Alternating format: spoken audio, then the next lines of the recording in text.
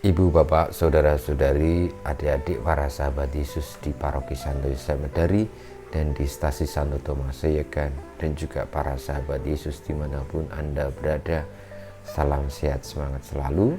Marilah kita kembali belajar ilmu sejati pada hari Jumat tanggal 22 Januari tahun 2021. Kita mengawali belajar ilmu sejati kita dengan berdoa dalam nama Bapa, Putra, dan Roh Kudus. Amin.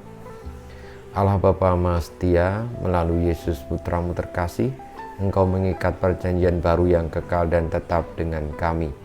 Kami mohon semoga kami memahami Engkau dan selalu bersyukur memuji Engkau, Allah dan Bapa kami, sebab Dialah Tuhan pengantara kami, yang bersama dengan Dikau dalam persatuan Roh Kudus, hidup dan berkuasa Allah sepanjang segala masa.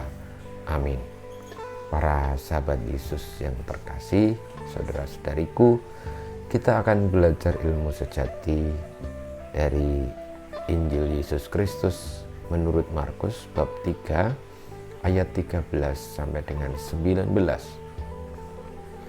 Pada suatu hari Yesus naik ke atas bukit. Ia memanggil orang-orang yang dikehendakinya dan mereka pun datang kepadanya. Ia menetapkan 12 orang untuk menyertai dia dan diutusnya memberitakan Injil dan diberinya kuasa untuk mengusir setan. Ke-12 orang yang ditetapkannya itu ialah Simon yang diberinya nama Petrus, Yakobus anak Zebedius, dan Yohanes saudara Yakobus. Yang keduanya diberi nama Boanerges, yang berarti anak-anak guru. Selanjutnya Andreas, Filipus, Bartolomius, Matius, Thomas, Yakobus anak Alfeus, Tadeus, Simon orang Selot, dan Yudas Iskariot yang mengkhianati dia. Demikianlah Injil Tuhan kita. Terpujilah Kristus. Para sahabat Yesus yang terkasih, Injil menceritakan tentang panggilan para rasul oleh Tuhan kita Yesus Kristus. Dan kenapa 12 yang dipilih itu karena mewakili suku-suku Israel dan juga menjadi tanda bahwa Yesus di dalam melaksanakan karya-karya perutusan untuk mewartakan kerajaan Allah dan keselamatan itu melibatkan orang-orang atau manusia, tentu yang dikehendakinya karena perlu dipersiapkan, perlu diberi kuasa, dan secara khusus memang dipanggil untuk melaksanakan tugas itu. Saudara-saudariku yang terkasih, kita semua juga di dalam beriman kepada Yesus telah dengan secara khusus dipanggilnya, dipilihnya, dan akhirnya dijadikan muridnya.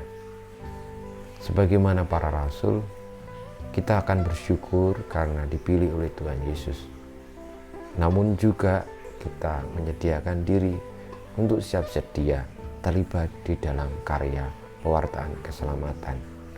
Sebagaimana para rasul yang terpilih, mereka juga siap untuk melaksanakan apa yang Tuhan Yesus kehendaki, meski tetap saja ada yang mengkhianati dia. Namun kiranya bahwa keterlibatan manusia di dalam karyanya itu jelas pasti ada, dan contohnya adalah panggilan para murid. Semoga kita yang dilibatkan Tuhan Yesus untuk mewartakan karya keselamatan bisa melaksanakan tugas-tugas yang membawa kita untuk terlibat itu dengan baik, sehingga kita tidak menjadi pengkhianat ataupun tidak menjalankannya dengan baik. Karena tujuan dan hakikat hidup kita adalah untuk memuliakan nama Tuhan dan menjalankan kehendak-Nya. Dan itulah yang menjadi kebahagiaan kita, sebagaimana juga para murid. Semoga kita menghayati panggilan para murid sebagai panggilan kita, bahwa kita juga dipanggil secara khusus oleh Kristus untuk menjadi muridnya, terlibat di dalam karya-karya keselamatannya bagi semua orang. Kita mohon berkat Tuhan. Kemuliaan kepada Bapa dan Putra dan Roh Kudus, seperti pada permulaan, sekarang, selalu, dan panjang segala abad. Amin. Ya Yesus, jadikanlah hati kami seperti hati-Mu. Tuhan bersamamu dan bersama rohmu. Kita semua hidup kita, perjuangan kita untuk melaksanakan karya-karya yang melibatkan kita di dalam mewartakan keselamatan, Injil, kabar gembira, warta kerajaan Allah, senantiasa dibimbing, dilindungi, diberkati oleh Allah yang Maha Kuasa, Bapa, Putra, dan Roh Kudus. Amin.